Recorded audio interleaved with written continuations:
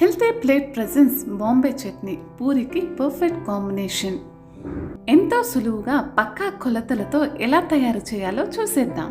Stove medium ఫ్లేమ్లో పెట్టుకుని ఒక ప్యాన్లో 2 టేబుల్ స్పూన్ల నూనె వేసుకోవాలి. నూనె బాగా వేడెక్కాక 1 టేబుల్ స్పూన్ జీరా, 1 టేబుల్ స్పూన్ శనగపప్పు, గుప్పెడు కరివేపాకు, 5 నుంచి 6 ఎండుమిర్చీలు, 1 కప్పు సన్నగా తరిగిన ఉల్లిపాయలు, 1 కప్పు సన్నగా తరిగిన టమాటాలు వేసి బాగా వేయించుకోవాలి.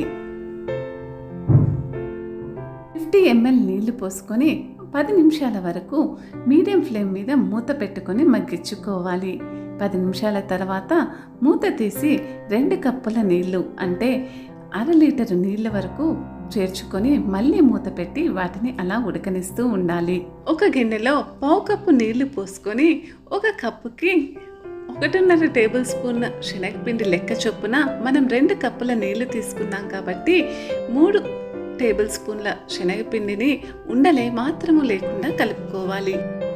పొయ్యి మీద ఉడుకుతున్న మిశ్రమంలోకి రుచికి సరిపడా ఉప్పు, 1 టీ స్పూన్ పసుపు, శనగపిండి మిశ్రమాన్ని ఒక చేత్తో పోస్తూ ఇంకో చేత్తో గరిటెతో ఈ విధంగా కలుపుకుంటూ ఉండలేవి కట్టకుండా లో నుంచి మీడియం ఫ్లేమ్ మీద 10 నిమిషాల పాటు ఉడికించుకున్నట్టయితే అంతేనండి, యమ్మీ బేసన్ కర్రీ రెడీ అయిపోతుంది.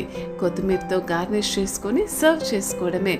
ఈ రెసిపీ కనుక మీకు నచ్చినట్టయితే ట్రై చేసి కమెంట్ చేయండి, లైక్ చేసి షేర్ చేసి సబ్స్క్రైబ్ చేయండి. Thank you.